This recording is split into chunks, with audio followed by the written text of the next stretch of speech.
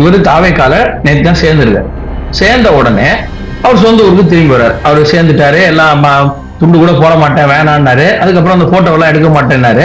இந்த கட்சியோட ஒரு இடத்துல துண்டு போட மாட்டேன்றாரு. அடுத்த இடத்துல பாத்தீங்கன்னா துண்டு விஜய் வரும்போது துண்டு போடுறாங்க, அந்த இதுல போட்டுருக்காங்க. இப்ப விஜய் வந்து காஞ்சிபுரத்துக்கு போகும்போது அண்ணாவை பத்தி பேசுறேன்னாரு, கடலூருக்கு போகும்போது அஞ்சலி அம்மாவை பத்தி பேசுறேன்னு பேசினாரு. ரைட்டுங்களா? இது பேசினார் இல்லையா, அந்தந்த ஊர் பிரச்சனையே விஜய் பேசுறாரு. காஞ்சிபுரத்துக்கு போகும்போது நெசவாளர் பிரச்சனைங்கிறாரு, அணை பிரச்சனை, இதெல்லாம் வச்சுக்கீங்களேன். செங்கோட்டையனை கூட கூட்டிட்டு போய் வாச்சாத்தியில பேசுவாரா? கொஞ்ச நாள் முன்னாடி திரு ராமதாஸ் அவர்கள் அன்புமணி தாவேக்காவோட கூட்டணி செல்ல மாட்டார் அப்படின்னு ஒரு செய்தி பத்திரிகையில கொடுத்திருந்தார். அப்ப பார்க்கும்போது கண்டிப்பா இவர் போயிடுவாரோ அப்படின்னு தான் தோணும். ஏன்னா திரு ராமதாஸ் அவர்கள் என்னைக்குமே சொல்றது ஒண்ணு செய்யறது ஒண்ணு மாறி மாறி தான் வரும். திமுகவோட பிரபகண்டாங்கிறது திராவிடியன் பார்ட்டியோட பிரபகண்டா ரொம்ப வித்தியாசமா இருக்கும். இப்ப அது எப்படி ட்ரோல் பண்ணிட்டு இருக்காங்கன்னா, அந்த ட்ரோல்ல எப்படி பரப்பிட்டு இருக்காங்க கட்சிக்காரங்க மத்தியிலன்னா, பொறுப்பாளர் கூட இல்ல அவர்கிட்ட பேசுறாரு பாத்தீங்களா, அதுதான் நம்ம முதல்வர். ஏழை குழந்தைகளின் அடிப்படை கல்விக்காக உதவ singleteacherschools.org இணையதளத்தை தொடர்பு கொள்ளுங்கள்.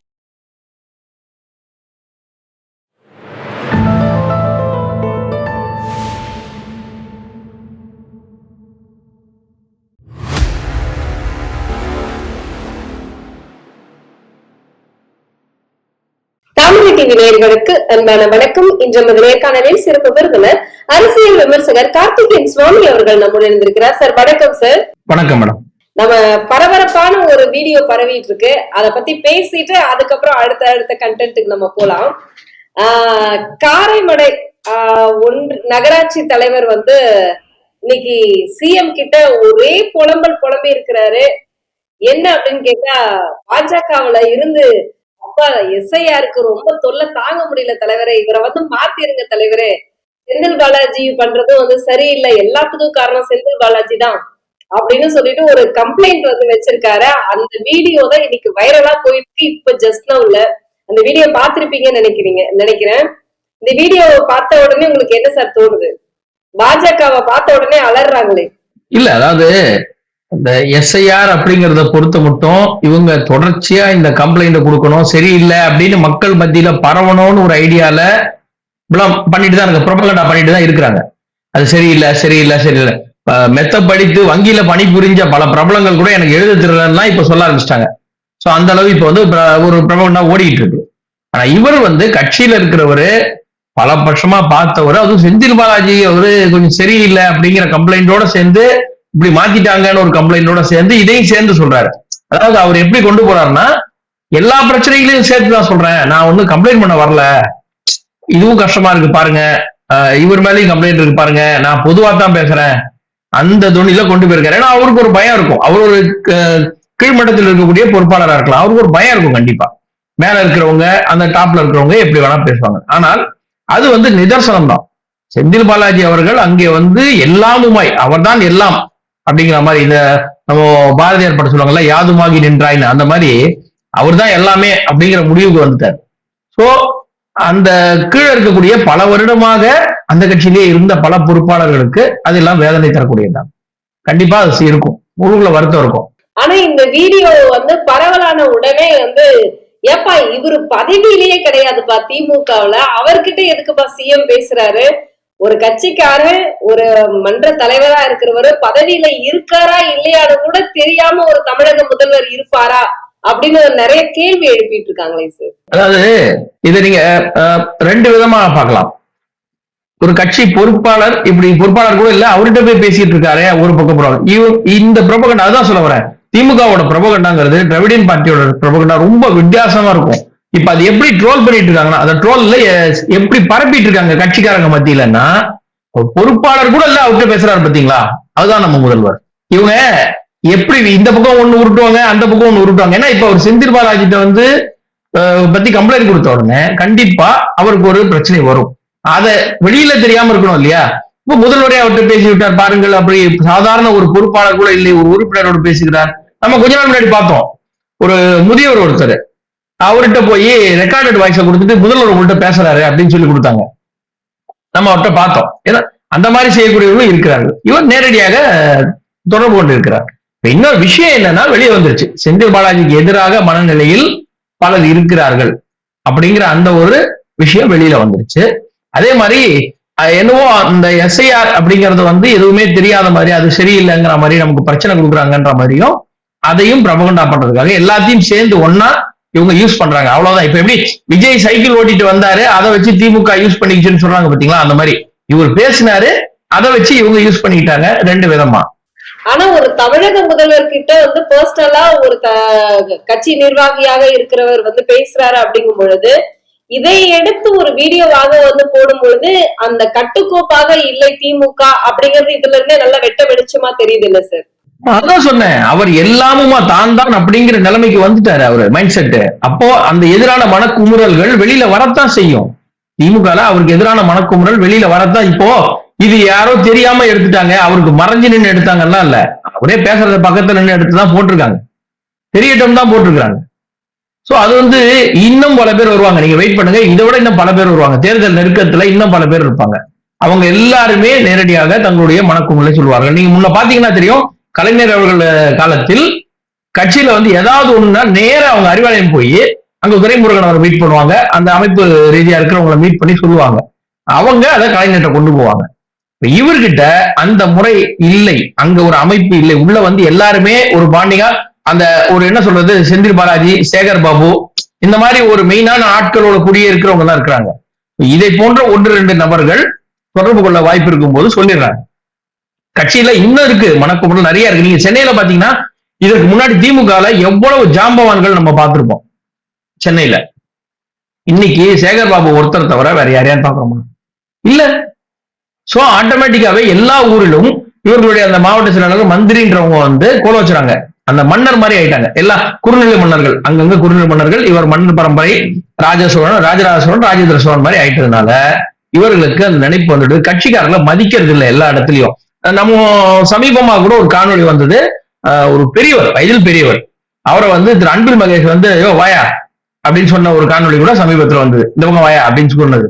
சோ இது இன்னொன்னு பாத்தீங்கன்னாக்க, ஒரு முதியவர் போட்டோ எடுக்க வந்தாரு முன்ன, நான் சொல்றது ரொம்ப முன்ன, இப்ப தற்போதைய முதல்வர் அப்ப எதிர்கட்சி தலைவரா இருந்தார். அப்ப ஒரு கூட்டத்துல அங்க போட்டோ எடுக்க வரும்போது கூட அவரை தள்ளி விடுவாங்க, பஸ்ல நின்ன ஒரு பையனை அடிப்பான். இதெல்லாம் நிறைய நடந்தது. இவங்க யாரையுமே மதிக்காம தான் ஒரு இதுவா வந்துட்டாங்க. சோ இன்னைக்கு அந்த மனக்குமுறல் வெளியில வருது, இன்னும் வெடிக்கும். தேர்தல் நேரத்தில் அதிக அளவு இது கேட்கும். அப்ப தேர்தல் வேலைகள் பாதிக்கும். திமுகவுக்கு தேர்தல் வேலை கண்டிப்பா இதனால பாதிப்பு வரும். அந்த குறுநில மன்னர் நினைப்புல இருந்து இறங்கினாத்தான் சரியாகும். இன்னைக்கு வந்து திமுக எம்பிக்களுடைய கூட்டத்தில் வந்து 13 தீர்மானங்கள் வந்து நிறைவேற்றப்பட்டது. இதுல வந்து ஏற்கனவே, அதாவது திமுக வர்றதுக்கு முன்னாடி அவங்க ஒரு 10 ஆண்டுகளுக்கு முன்னாடி அவங்க என்ன மாதிரியான தீர்மானங்கள், அவங்களுடைய கோரிக்கைகள், அவங்களுடைய வாக்குறுதிகள் சொன்னாங்களோ அதே தீர்மானங்களை திரும்பவும் வந்து இன்னைக்கு எம்பிகள் கூட்டத்தில் வந்து நிறைவேற்றி இருக்காங்க. இது ஏன் வந்து அடுத்தடுத்து இதையே, ஏன்னா மக்களுக்கு வந்து அந்த அளவுக்கு புரிதல் இல்லைன்னு திமுக நினைக்குதா? உண்மை அப்படின்னு சொல்லணும்னா, உண்மையை சொல்லணும்னா, என்கிட்ட நேத்து 10 ரூபாய் இருந்ததுப்பா, இன்னைக்கு 20 ரூபா இருக்கு, நான் வந்து நடுவில் நேத்து நைட்டு 30 ரூபா வந்து செலவு பண்ணிட்டேன், இப்பெல்லாம் இருக்கிற கணக்கு காட்டுவோம். இப்ப இல்லைன்னு சொல்லணும்னு வச்சுங்களேன், ஒரே போய் தான், காசு இல்ல காசு இல்ல காசு இல்ல, ஒரே போய் தான், அதை மெயின்டைன் பண்ணிட்டே இருந்துடணும். அது மாதிரி எப்ப நீங்க இவங்களோட கோரிக்கை லிஸ்ட் ஏதாவது பாருங்க, இங்க தமிழகத்துக்கு ஒரு 10 கம்பெனியோட புதுசா வந்திருக்காங்க, எம்ஓயு போட்டோம், அதுக்கு இன்னும் அனுமதி கொடுக்கல, இந்த ஃபாரஸ்ட் டிபார்ட்மெண்ட் இன்னும் கொடுக்கல, என்விரான்மெண்டல் இது கொடுக்கல, இதெல்லாம் கொடுங்கன்னு ஏதாவது ஒரு தீர்மானம் இன்னைக்கான்னு போட்டிருக்காங்களா? காசு கொடு காசு கொடு காசு கொடு, ஆத்தாவையும் சந்தைக்கு போனோம் காசு கொடு, இதை மட்டும்தான் கேட்பேன்னா இவங்க அந்த பொய்களை மெயின்டைன் பண்றாங்க. அதாவது 1000 கோடி, முதல்ல 2000 கோடினாங்க, அதுக்கப்புறம் இப்ப 3000 கோடின்னு வந்துட்டாங்க. கல்வி நிதி 3000 கோடிக்கு மேல வந்துட்டாங்க. அந்த இது கொடுக்கலன்னே சொல்லிட்டு இருக்காங்களே, நீங்க உங்களுடைய பட்ஜெட்டை தாண்டி எப்படி செலவு பண்ணீங்க? அப்ப அது எது செலவு பண்ணீங்க கணக்கு காட்டுங்க. இதுல இன்னொன்னு, எப்ப பாரு ஒரே வார்த்தை தான் போடுவாங்க, மாநில உரிமை மதிக்கல, மாநில உரிமை. என்ன மாநில உரிமை? நீங்க போகும்போது எதை கொடுத்தீங்க? என்ன மகஜர் கொடுத்தீங்க? அங்க மனு என்ன கொடுத்தீங்க?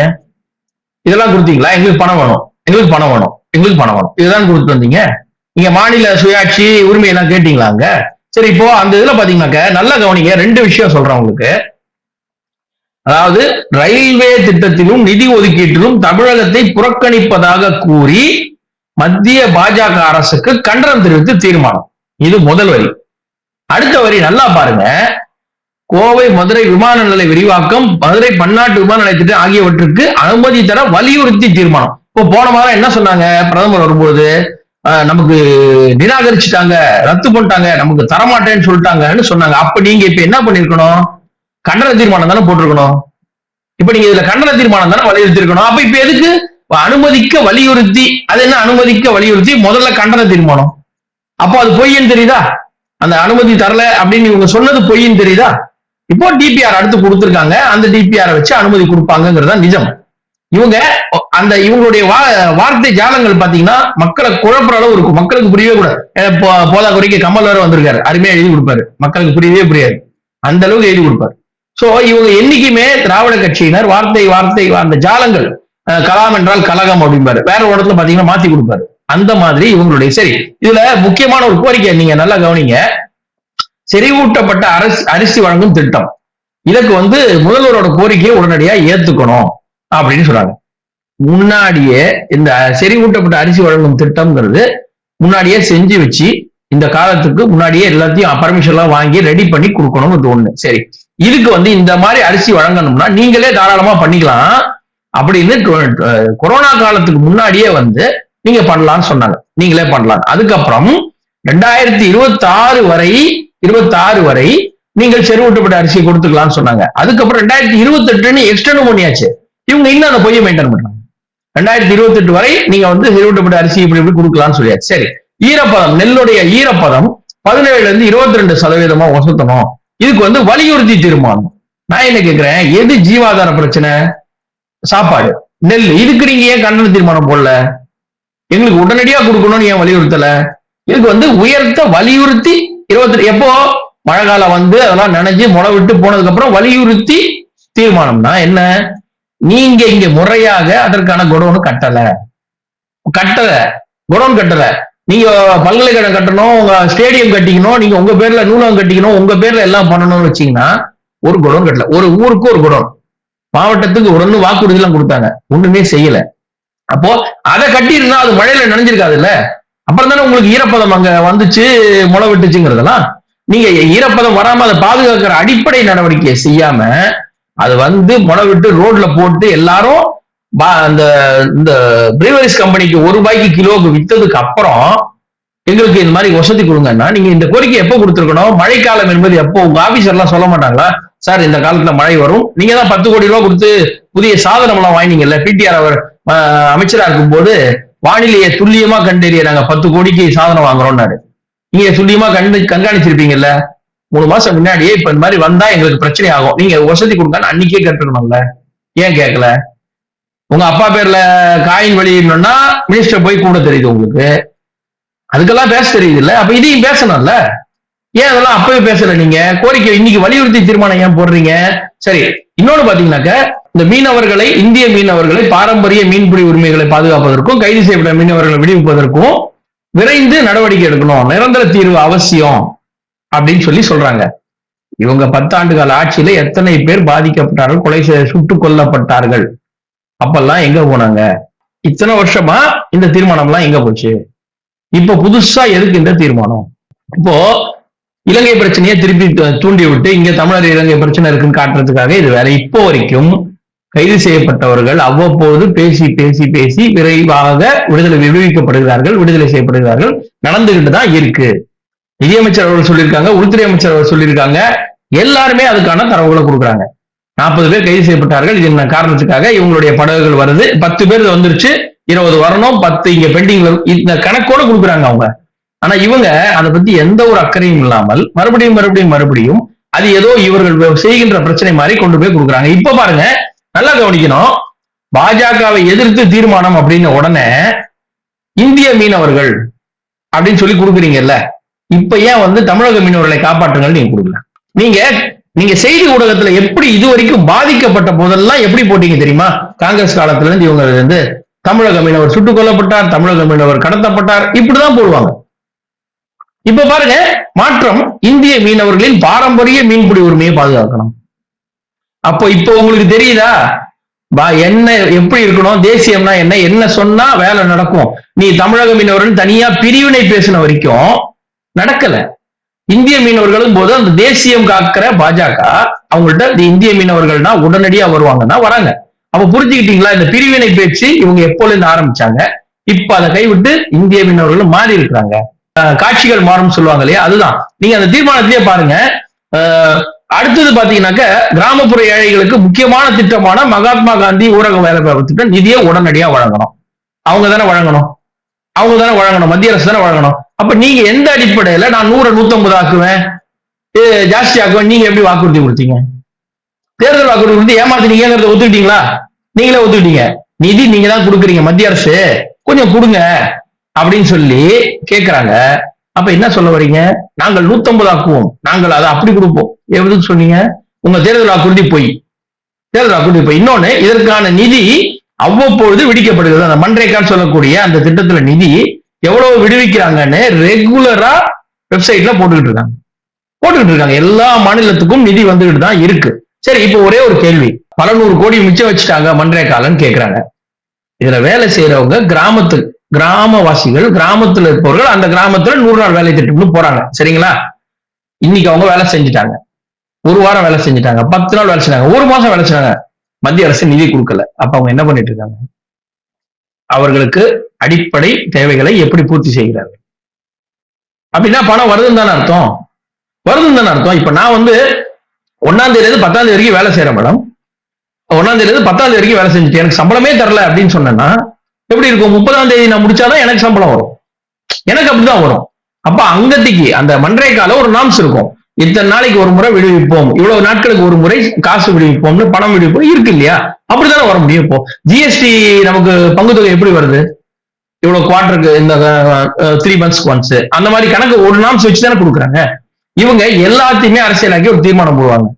இதுதான் இவர்களுடைய இந்த தீர்மானம். எதையுமே சரி, இவ்வளவு முக்கியப்பட்ட தீர்மானம் தானே இதெல்லாம் முக்கியப்பட்ட தீர்மானம் தானே. ஏன் தமிழக அரசு இந்த தீர்மானங்களை சட்டமன்றத்தில் போடவில்லை? திமுக ஏன் போடுது? திமுக ஏன் கட்சி வச்சு போடுது? நீங்க இதெல்லாம் தமிழர்களின் வாழ்வாதாரம், தமிழ்நாட்டின் வாழ்வாதாரம்னா சட்டமன்றத்தில் தீர்மானம் போடுங்க. அதுவும் அந்த கலைஞர் பேர்ல பல்கலைக்கழகம், அதற்கு ஜனாதிபதி ஒப்புதல் அளிக்கணும். நீங்க கால நிர்ணயம் செய்யவும், நீங்க நல்லா யோசிங்க, கவர்னருக்கு கால நிர்ணயம் செய்யவும் பார்லிமெண்டில் குரல் எழுப்ப வலியுறுத்தி, யாரு குரல் எழுப்பணும்? அங்க இருக்கிற எம்பி தான். நீங்க யாரை வலியுறுத்துறீங்க? எங்களும் நாங்களே வலியுறுத்திக்கிறோம். இதெல்லாம் தீர்மானமா? நீங்க யோசிச்சு பாருங்க, யாரை வலியுறுத்துறீங்க? சார் எங்களை தான் சார். தீர்மானம் யார் கைது போட்டா? நாங்க தான் சார். இது எப்படி இருக்கு தெரியுங்களா? திருவாரூர் முத்துவேலர் கருணாநிதி என்பவர் திராவிட முன்னேற்ற கழக பொருளாளர் தலைவர் கருணாநிதிக்கு வித்தார்னு ஒரு பாட்டு போட்டோம்னு வச்சுக்கோங்க, அந்த மாதிரி இருக்கும். இவர்கள் எந்த எம்பிக்களை வலியுறுத்துறாங்க? எங்களை நாங்களே வலியுறுத்திக்கிறோம், நாங்க போய் பேசுவோம். இதுதான் இந்த ஏமாற்று வேலை. இந்த தீர்மானம் எல்லாம் போடுறதுங்கிறது ஏமாற்று வேலை. இதுலயே நல்லா உங்களுக்கு புரிஞ்சிருக்கும். இதான் அந்த தீர்மானம். இன்னைக்கு தமிழக அரசியல அடுத்தது எந்த தலைவர் தாவேகாவில் இணைய போகிறார் அப்படிங்கிற ஒரு கேள்விக்குறியோட அடுத்தது யாரு அப்படிங்கிற ஒரு கேள்வியோடவே போய்கிட்டு இருக்கு. அடுத்தடுத்து ட்விஸ்ட் வச்சிருக்காங்க அப்படின்னு அருண்ராஜ் அவர்கள் தாவேகாவில இருந்து சொல்லியிருக்காரு. ஏன்னா இப்ப நீங்க செங்கோட்டையன் அந்த கட்சிக்கு போனது, அவருக்கு ஒரு பெரிய பொறுப்பு கொடுத்தாங்க. அது மட்டும் இல்லாமல் கோபிச்செட்டிப்பாளையத்தில் அவருக்கு ஒரு உற்சாக வரவேற்பை தாவேகாவினர் கொடுத்திருந்தாங்க. அதை நம்ம எல்லாருமே பார்த்திருப்போம். அப்படி ஒரு நிகழ்வு தாவேகாவினர் செங்கோட்டையனுக்கு கொடுத்திருக்காங்க. இந்த ஒரு வரவேற்பு செங்கோட்டையனுக்கு எப்பொழுதுமே அந்த இடத்தில் அந்த மரியாதையை தக்க வைத்துக் கொள்ளுமா அப்படிங்கிறது நயினார் அவர்களுடைய கேள்வியிலேயே ஒரு இது இருக்கு. ஏன்னா யாருமே இருக்கிற இடத்துல இருந்தாதான் அந்த மரியாதை கிடைக்கும் அப்படின்னு சொல்லியிருக்காரு. நாங்க எப்பவுமே அவருக்கு அந்த மரியாதை கொடுப்போம் அப்படின்னு சொல்லியிருக்காரு. இது எந்த விதத்துல அவர் சொல்ல வர்றாரு? இல்ல, ஆக்சுவலா இந்த மரியாதை எப்பவும் கிடைக்குமானா கரெக்ட் தான். ஏன்னா இவரு தாவேகால நேற்று தான் சேர்ந்திருக்காரு. சேர்ந்த உடனே அவர் சொந்த ஊருக்கு திரும்பி வர்றாரு. அவரு சேர்ந்துட்டாரு, எல்லாம் துண்டு கூட போட மாட்டேன் வேணான்னாரு. அதுக்கப்புறம் அந்த போட்டோ எல்லாம் எடுக்க மாட்டேன்னாரு. அந்த கட்சியோட ஒரு இடத்துல துண்டு போட மாட்டேன்றாரு. அடுத்த இடத்துல பாத்தீங்கன்னா துண்டு விஜய் வரும்போது துண்டு போடுறாங்க, அந்த இதுல போட்டுக்கிறாங்க. இவர் போடும்போது போட மாட்டேங்க. அவருக்கு நீங்க நல்லா புரிஞ்சுக்கணும், நான் ஒரு சீனியர் அரசியல்வாதி, தாவேகாவின் தலைவர் விஜய் போடும்போது துண்டு போட்டுப்பேன், நீ அடுத்த லெவல்ல இருக்கிற ஆதவ அர்ஜுனா நீ போடுற துண்டை நான் எதுக்கு போடுறோன்ற அந்த ஒரு அந்த தலைவர் மனப்பான்மையில இருக்கிறார். நீங்க ஒரு விஷயம் அதை முதல்ல உனக்கு சொல்லிக்க விரும்புறேன். அடுத்தது, இவர் ஊருக்கு போறாரு, மாபெரும் பிரம்மாண்ட வரவேற்பு. எத்தனை பேர் வந்திருப்பாங்க? ஒரு 1000 பேர் 10,000 பேர் வச்சுங்க, எவ்வளவு பேர் வேணா வச்சுங்க. இந்த மாதிரி நம்ம கட்சியில சேர்ந்துட்டாரு. அவருடைய சொந்த ஊருக்கு போறாரு, கோபிச்செட்டிப்பாளையத்துக்கு போறாரு. கோவை மாவட்டத்தில் உள்ள அனைவரும் திரண்டு அவருக்கு வரவேற்பு கொடுங்கள். இது அரசியல் நடக்குமா? நடக்காது. நடக்கும். ஏப்பா எல்லாரும் நம்ம கட்சிக்காரங்களாம் போய் அவர் வரவேற்பு கொடுங்கப்பானா, நேற்று ஒரு நாளைக்கு அவர் வரும்பொழுது அந்த கோவை மாவட்டத்தில் இருக்கக்கூடிய தாவேகாவினர், விஜய் ரசிகர் மன்றத்தினர் எல்லாம் வருவாங்களா? மாட்டாங்க. அதனாலதான் அவர் கேட்டிருக்காரு, இந்த வரவேற்பு எப்பவும் இருக்குமா? இருக்காது. நேற்று ஒரு நாளைக்கு புதுசா வந்ததுனால எல்லாரையும் அமைச்சு வரவேற்பு கொடுத்துருக்காங்க. இதே அவர் இன்னைக்கு திரும்பி வந்தாருன்னா, போயிட்டு வந்தாருன்னா இருக்குமா அந்த வரவேற்பு? தினம் கொடுப்பாங்களா? நடக்காது. இதே இன்னொரு 2 மாசம் பொறுத்து அங்க இருக்கக்கூடிய அங்க ஏதாவது ஒரு சம்பவம் நடந்ததுன்னா அப்ப இவருக்கு இதே வரவேற்பு கிடைக்குமா? கிடைக்காது. நீங்க புரிஞ்சுக்கணும். பல நண்பர்கள்ட்டையும் பேசும்போது அதான் சொல்லும், இவர் ஒரு மூத்த அரசியல்வாதி. அந்த ஊர்ல இருக்கக்கூடிய தாவேகா தொண்டர்கள் இளைஞர்கள் 16 வயசு 17 வயசு 18 எல்லாம் ஸ்கூல் லீவ் போட்டு வந்தோம் நாங்க பாக்குறதுக்கு எல்லாம் சொன்னாங்க. எங்க அப்பா அம்மாட்ட சொல்லி ஓட்டு போடுவோம்னாங்க. இவர் சொல்லி அவங்க எல்லாம் கேட்பாங்களா? அதிமுகவிலோ திமுகவிலோ ஒரு மெச்சூர்டான ஆள் 18 வயசுக்கு தான் வருவாங்க. அந்த இளைஞர் அணியும் சேருவாங்க. அதுல ஒரு ட்ரைனிங் எடுத்து அதுக்கப்புறம் தான் மேல போவாங்க. இவங்கள எல்லாருமே இளைஞர் அணி தான், மாணவர் அணில இருந்து வந்திருக்கிறவங்க. நீங்க நல்லா யோசிக்கணும். இவர் போய் எப்பா ஒழுங்கா எல்லாரும் நில்லுங்கப்பா அப்படின்னா அவங்க நிப்பாங்களா? முதல்ல விஜய் சொல்லி அவங்க எல்லாம் கேட்கல. டிரான்ஸ்பார்மர் வழி மரத்து மணி ஏறினவங்க. சோ இவருக்கு ஆட்டோமேட்டிக்காவே அது ஒரு பாண்டிங் வரத்துக்கு ரொம்ப லேட் ஆகும். டக்குன்னு எல்லாம் கேட்டுற மாட்டாங்க. இத்தனை நாளைக்கு இத்தனை வருஷமாக இருக்கக்கூடிய புஷி ஆனந்த் அவரே ஒரு கூட்டத்துக்கு போகும்போதும் மரத்து மேல ஏறாத, இதுல டிரான்ஸ்பார்மர் மேல ஏறாத, கம்பி மேல ஏறாதுன்னு அவரே கத்திட்டு இருக்காரு. யோசிச்சு பாருங்க. அப்போ இவரு ஒரு பாண்டிங் வரத்துக்கு நாள் ஆகும். டக்குன்னு எல்லாம் ஜெல்லாயி அண்ணா வந்திருக்காருன்னா வந்துட மாட்டாங்க யாரும். சோ அதற்கு காலங்கள் ஆகும். அதான் அவர் சொல்றாரு, எப்பவும் இது கிடைக்குமா? கிடைக்கிறதுக்கு வாய்ப்பு இல்லை. முதல் தடவை வந்திருக்கிறது அப்படிங்கறத அவர் சொல்றாரு. நீங்க சொல்வது போலவே செங்கோட்டையன் அவர் ஒரு பெரிய தலைவர் அப்படிங்கறதையும் தாண்டி அவருக்கு ஒரு நல்ல பெயர் அதிமுகவில் இருக்கு. அப்படி ஒரு பலம் வாய்ந்த ஒரு நல்ல ஒரு மூத்த அரசியல் தலைவர், அங்க ஒரு பழுத்த ஒரு அரசியல்வாதி அங்க போகும் பொழுது ஒரு நல்ல வரவேற்பு கொடுக்கறது தப்பு கிடையாது. ஆனா இதுல செங்கோட்டையன் மட்டுமா அப்படின்னு கேட்டா, இன்னைக்கு அன்புமணி அவர்களுமே அந்த இடத்துல ஒரு கேள்விக்குறியான ஒரு விஷயத்தையும் வச்சிருக்காரு. ஜனவரி மாதத்தில் தாவேக்குடனான கூட்டணியை பற்றி சொல்லப்படும் அப்படின்னு சொல்லியிருக்காரு.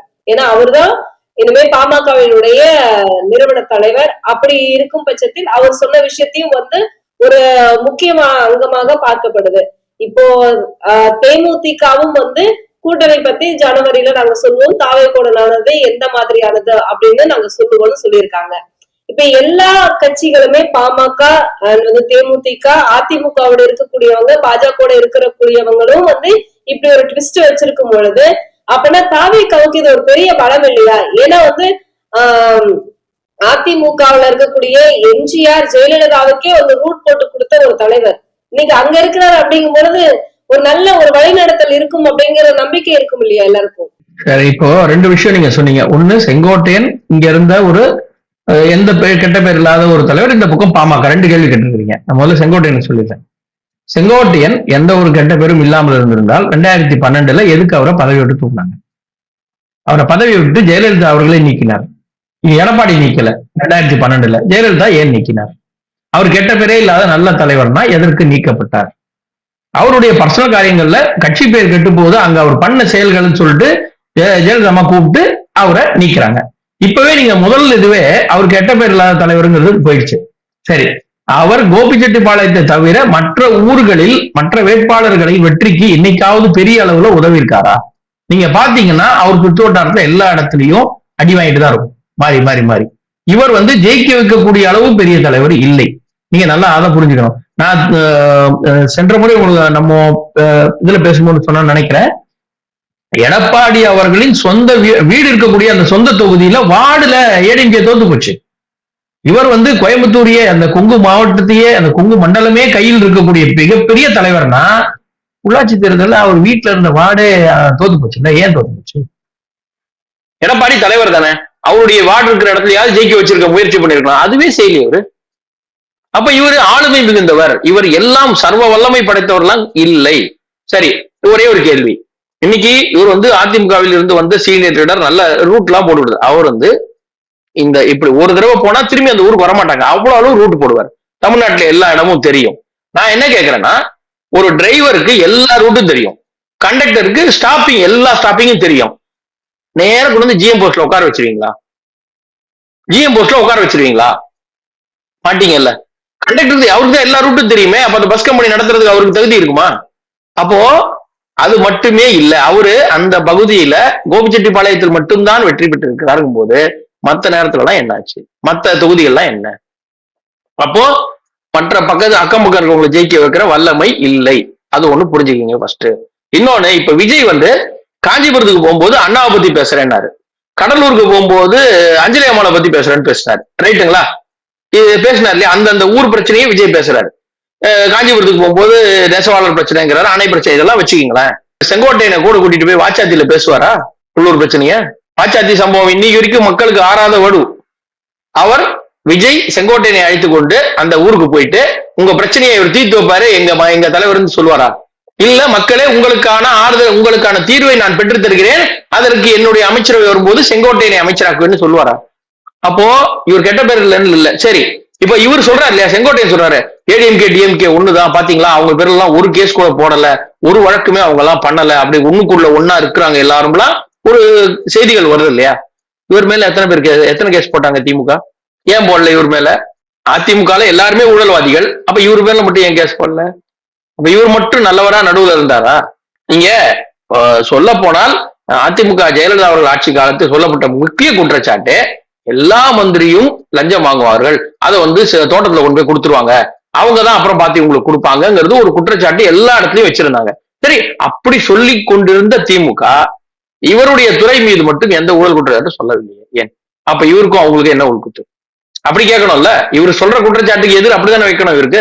இவர் அவங்களை குற்றம் சொல்றாரு இல்லையா? சரி, இப்போ ராமதாஸ்க்கு ஒரு அன்புமணி ராமதாஸ் அவர்கள் கூட்டணி ஜனவரியில சொல்லுவேன், இவங்க கூட கூட்டணி இருக்கா இல்லையான்னு ஜனவரியில சொன்னாங்க. அதே மாதிரி தேமுதிகவும் சொல்றாங்க. ஆனால் தாவேக்காவுடன் கூட்டணி உண்டா இல்லையான்னு தான் சொல்லுவேன்னாரு, பாஜகவுடன் இருக்கா இல்லையான்னு சொல்லுவேன்னு சொல்ல. ஏன்னா அவருக்கு ஆல்ரெடி இருக்கிறாரு இவங்க கூட, அவங்க கூட போறோமா இல்லையாங்கிறத சொல்லுவோம்னு சொன்ன. ஆனா இதுல ஒரு ட்விஸ்ட் இருக்கு, இவங்க போவதுக்கான சாத்தியக்கூறுகள் நிறைய இருக்கிறது அப்படிங்கிறதுக்கு ஒரே ஒரு பாமக தாவேக்காவோடு போவதற்கான சாத்தியக்கூறுக்கு ஒரே ஒரு சின்ன ஒரு லீடு இருக்கு. அதை பார்த்து அந்த செய்தியை படிச்சோம்னா இவங்க போயிடுவாங்களோன்னு ஒரு சந்தேகம் வரும். அதாவது கொஞ்ச நாள் முன்னாடி திரு ராமதாஸ் அவர்கள் அன்புமணி தாவேக்காவோடு கூட்டணி செல்ல மாட்டார் அப்படின்னு ஒரு செய்தி பத்திரிகையில கொடுத்திருந்தார். அப்ப பார்க்கும்போது கண்டிப்பா இவர் போயிடுவாரோ அப்படின்னு தான் தோணுது. ஏன்னா திரு ராமதாஸ் அவர்கள் என்னைக்குமே சொல்றது ஒண்ணு செய்யறது ஒண்ணு மாறி தான் வரும். அதனால அவர் போல அப்படின்னு திமுக போயிடுவாங்க, அதிமுக வரமாட்டோமாங்க, அதிமுக வந்துருவாங்க. சோ அந்த ஒரு கணக்குல பார்த்தா சின்ன ஒரு 2% சந்தேகம், 1% சந்தேகம் அவர்கள் ஒரு வேளை மாறக்கூடிய வாய்ப்பு இருக்குமோ அப்படின்னு தான் மக்கள் பேசிக்கிறாங்க. ஆனால் அன்புமணி அவர்களும் சௌமியா அன்புமணி அவர்களும் ராமதாஸ் அவர்களே சொன்னது, சென்ற முறை அவர்கள் தான் பாஜக கூட்டணி வேண்டும் என்று இருந்து கூட்டணி வைத்தார்கள், அதிமுகவோடு போயிருந்தால் எங்களுக்கு ஒரு 2 இடமாக கிடைச்சிருக்கும், ஆனா இவங்க கூட தான் இருக்கணும்னு அவர் சொல்லி இருந்தாங்க அப்படின்னு. அந்த நிலைப்பாட்டில் மாறாமல் இப்ப இவர் தான் எல்லாம் தலைமைன்னு ஆயிட்டார், அன்புமணி தான். சோ அந்த நிலைமையில் மாறாமல் அப்படியே இருந்தார் என்றால் கண்டிப்பாக தாவேகாவுக்கு போக மாட்டார். மற்றது இவ்வளவு அன்புமணியும் இவ்வளவு வருஷம் அரசியல் இருக்காரு, இப்ப போய் விஜய் தான் முதல்வர், நான் துணை முதல்வர் பதவி கொடுப்பாங்கன்னு கேட்டீங்கன்னா அவருடைய ஒரு இது குறையும்.